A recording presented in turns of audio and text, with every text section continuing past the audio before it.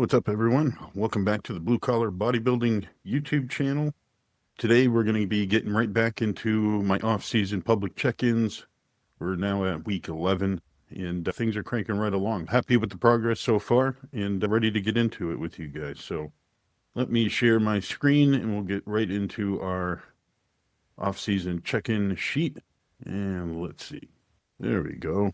Let's just get my big face out of there. Perfect. We'll put me right on that side. All right.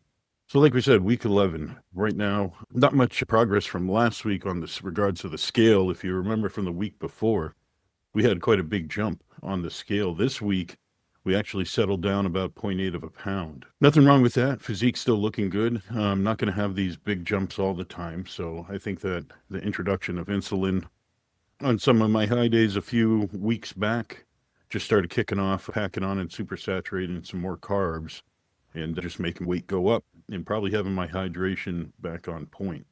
And then pretty much things seem to have kind of leveled off a little bit this week. And we're only down 0.8 of a pound, which we're not looking to lose weight. We're in off season. We want to grow and stay lean and mean, but that's just what the bodybuilding gods dialed up for me. So I do have a feeling we might be in a range eventually here to get probably next week or so. I should put some more food in. Just been trying to stay lean and not get chubby. So let's take a quick look at our photos, see where we're at on those aspects. Who knows what order they're in? There we go. So we got the front relaxed here.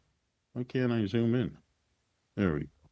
Like we mentioned here on the sides, we're starting to get a little bit of water and a little bit of fat accumulating there on kind of the love handles, but hey, it's going to happen.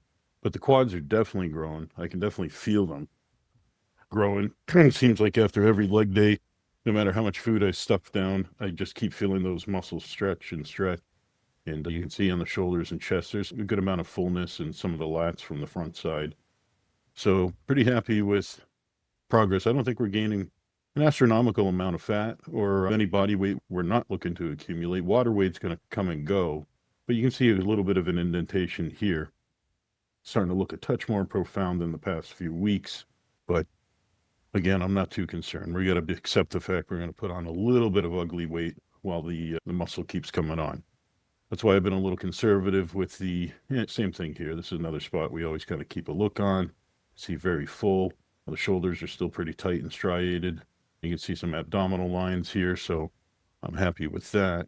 But that's why I've been a little conservative with the food too. I don't want to go crazy with it where you're going up 1.5 pounds every single week and you just know it's not muscle weight. You're just packing on more water, more fat, and that's not what we're looking for. But you still see we're tight in the shoulders. Some parts are pretty lean.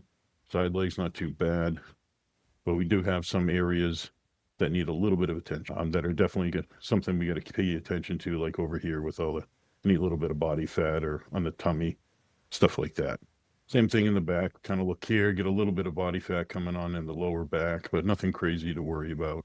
So overall, I'd say I'm pretty happy with where we're at. Coming up on 12 weeks post-Joe, 3 months into this rebound and off-season scenario, and we're still seeing some abdominal outline, quad cuts, striations in the shoulders to a point. So I'm pretty happy with the conditioning standpoint. I would be with any of my clients if this was the case. We're not going to be stage ready. We're not going to be peeled to the bone stage ready every time. All right, so that there is our photos for the week.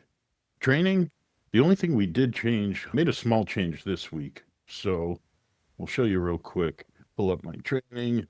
So as you can see, this off season, what I did was I got a pull day. I start on Monday, quad day on Tuesday, then a push day, which I only have one push day for shoulders and chest and triceps on the week. So I train for 5 days, take 2 straight days off on the weekend.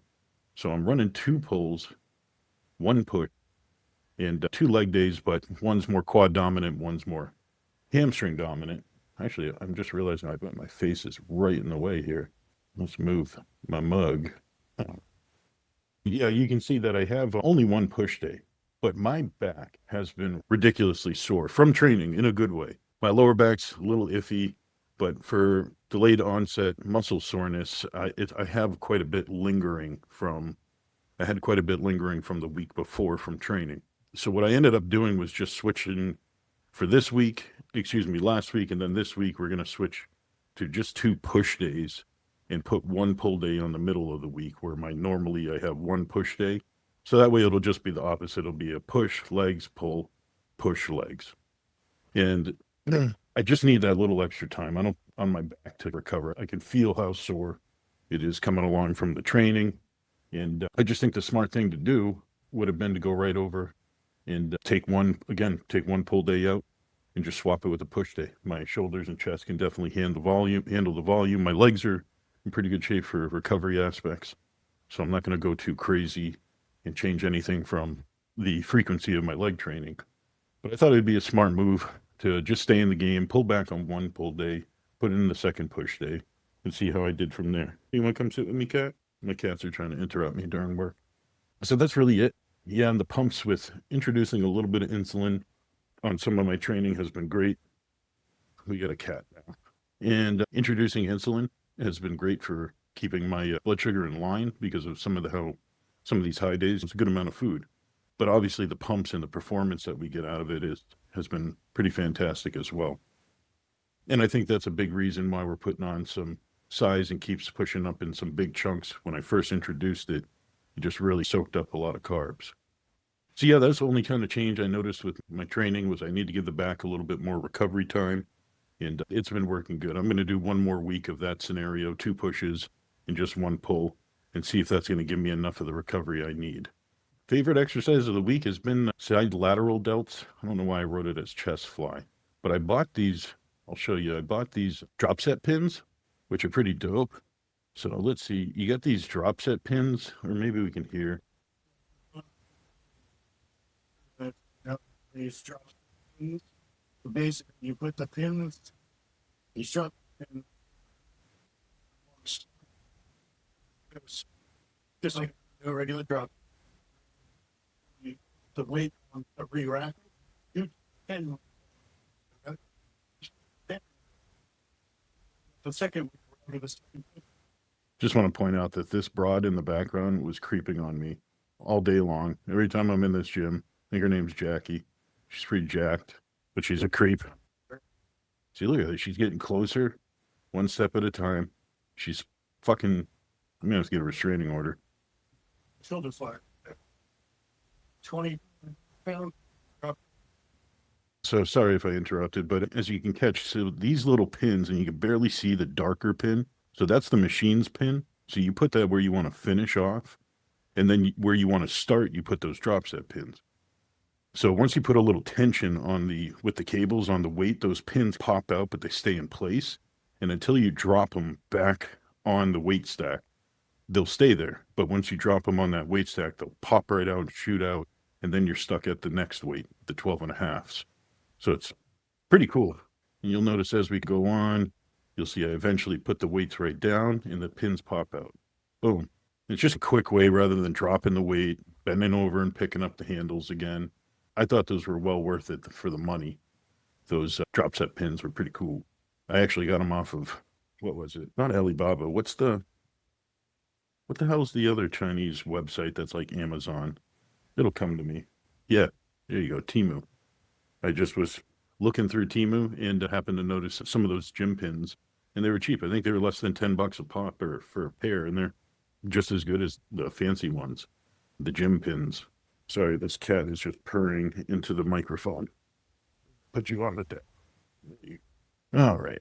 So that was pretty much it for training. I've been just enjoying challenging my shoulders a little bit. It's worth mentioning that if you really think about it, when you're training shoulders, a lot of us, even myself, I'm pretty strong in those movements. I can overhead press a good amount of weight. And so can a lot of people. It's a strong movement for many, believe it or not. But the wear and tear that you're putting on these joints year after year, and inflammation after inflammation, and grinding on grinding, and just putting yourself in an awkward position to lift that weight is gonna just, over time, I'd imagine, really beat up on your shoulder joints. So that's a movement that I'm not super pumped to try and do, like the high intensity, like heavy shoulder presses for low reps. I just see myself probably burning out my shoulder or getting an injury. And I'm sure there's a lot of dudes out there that are watching this that have had a shoulder injury and can attest that it's no fun. I've tweaked them and separated my shoulders in football back in the when I was younger, and they're no fun. They're just a slow recovery. You don't realize how much you're using your shoulders on everything you do. So doing some of these drop sets or like marathon sets or like even FST7 sets where you do a 10 rep set and flex the shoulders for 30 seconds, back and forth for 7 times this long pump set. I find those to be intensifiers that are probably wiser for shoulders, wiser for things that are going to really put a lot of pressure on a single joint. I think stuff like quads, it's fun to do pressing motions, but if you're going to do something like extensions, that would not be where I'm going heavy. I don't want to put all that weight just on the ligaments in my knee, but pressing through the hips, through the quads, through your knees, using the multi-joint movement, that's something I'm comfortable going heavier on. I'm comfortable going on heavy on all of them, but it's just the overtime accumulation. So I think we all got to be a little wise about stuff like that. So that's why I do some of these pump high rep intensifiers for shoulder, just for injury's sake. Diet, nothing's changed, nothing exciting. Like I said, I'm probably going to add some food in pretty soon here. I think as much as I want to put some on my medium days, I might just crank the high days up higher because they can definitely, I've been able to handle 1200 carb high days before. 1000's kind of perfect. 700's a little bit on the lower side, but it's been coming along. But since my body's not as sensitive and kind of spring load post show, this availability for me to store all these carbs, I'm starting to have to use a little insulin. I'm starting to have to make sure that they're good digesting carbs.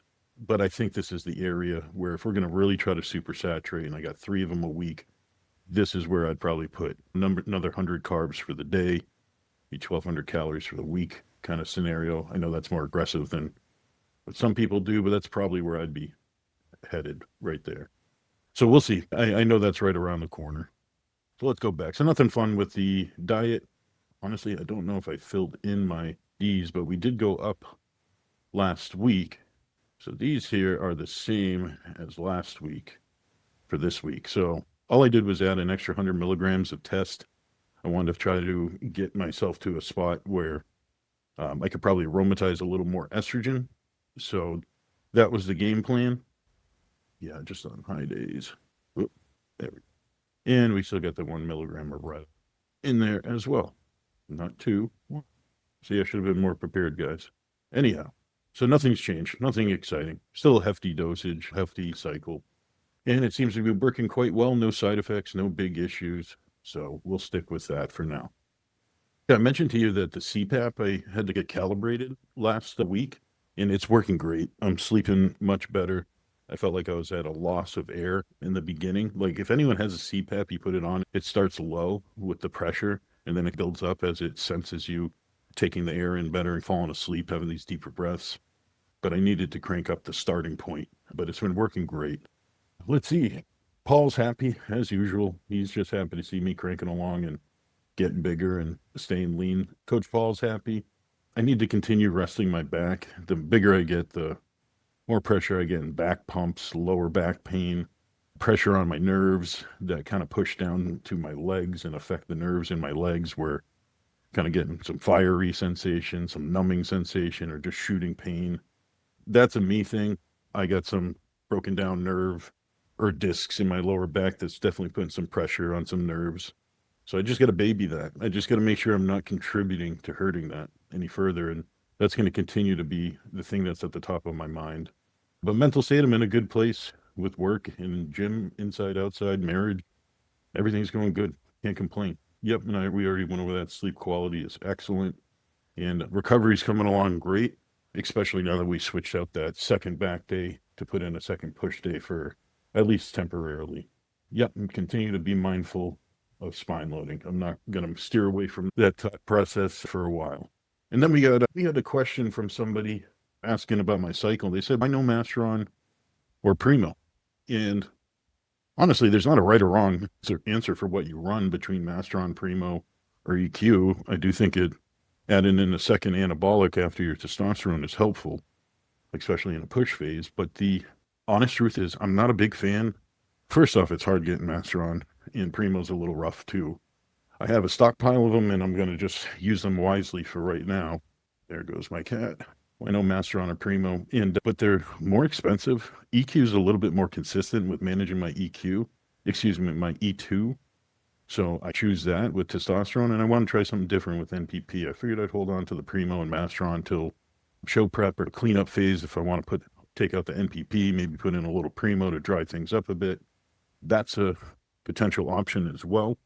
But really, I just not the biggest fan too of Masteron or Primo for growing. If I'm going to pick one, it's going to be Primo. I don't care what anyone says about Masteron. It's a cosmetic drug used for prep. It's not very anabolic. Doesn't grow much for you, and if it does, you're going to have to run a couple grams of it, which is ridiculous. Anyone that promotes that's retarded. You don't need to take grams of a certain compound to get it to work, and then it's your favorite. Pick something a little bit less burdensome with the milligrams on you. That's my opinion. That's why. But honestly, get enough testosterone, a little GH, a little insulin, you should be able to grow just fine. My food hack of the week, I've been jamming to a bunch of scrambled protein pancakes. So if anyone's ever used the protein powder and just egg whites out of the carton or egg mates and just blend them together or just whisk them together to make a protein pancake, I've been doing that, but I throw it in the pan and I just scramble them so they're chunks of like pancake chunks, like pancake bites. So nothing fancy, it tastes the same, but it's just the texture thing. It's fun. I've been enjoying that on my low days when I don't have any carbs. Yeah, training tip of the week is I'm going to just continue the thought process of last week. Just take care of my back. I'm sick of feeling like I'm 85 when I go too hard in the gym, or I load my spine too heavy, or I just going to beat myself up and I'll become my worst enemy. So we're not going to bother with changing my tip of the week, which is for me, this is my tip for me. It's to just be mindful of my lower back. Promise I won't bring it up again. Song of the week. I've been jamming to some Joey Valance and Bray, which unfortunately I can't play. But you guys, if you're into like Beastie Boys kind of old school hip hop sound, they're very much like that. Really fun lyric writing, really cool beats, and just got a cool attitude about them. But they definitely sound a lot like Beastie Boys. I swear. They've said they've been very much influenced by them, so I'm not surprised that's why they sound so much like them. But give them a try. That's a good band. Motivational quote of the week is punch in with purpose, punch out with pride, meals on schedules, sets on schedule. If it's on the calendar, it's getting done. So it's just a reiteration of you have a goal, you have it in front of you, you have a plan to execute that goal, go through the motions to do it with pride, enjoy the opportunity you have to chase a goal when some people don't. I sometimes will admit I forget easily how much of a good position I am in life. I've been successful at anything I've ever tried, and we have the monies to put food on the table, keep a roof over our head, really pursue our hobby as a job, as a dream job. I love coaching. I love sharing knowledge. I love talking about this stuff. I find it fascinating. But that's really my takeaway is do these things with pride and remember how fortunate we are. Bodybuilding is a luxury, and you're fortunate to have it. Some people are worried about finding finding a meal to eat at the end of the day. And here we are, bodybuilders. And sometimes we catch ourselves bitching that we have 6 meals, but they're not big enough and we're hungry. It's get the fuck over yourself. You're lucky to have that next meal coming on time every couple hours. Hunger is a good reminder of being fortunate, in my opinion. Next week's focus, last week, my focus was supposed to be to get daily average weight, and I failed. I'm terrible at weighing myself. I literally, for years, weighed myself once, maybe twice a week. I would pretty much just wait till check-in day. I didn't really concern myself with the scale much. So I'm trying to get daily average and jump up and just get a mark down in my calendar, my weight daily. It's just a habit I got to build, but if I don't do it, it won't be the end of the world. I'll just become more obsessed with the scale, which is what I do not need to do. But it is nice seeing how you wake up after high days, how you're dropping over the weekend from, let's say, a Friday when you've been eating for 5 days straight to the weekends where the low days get low. It's nice to catch those trends. And if something's off, then you'll see very easily in those trends that something's not going right.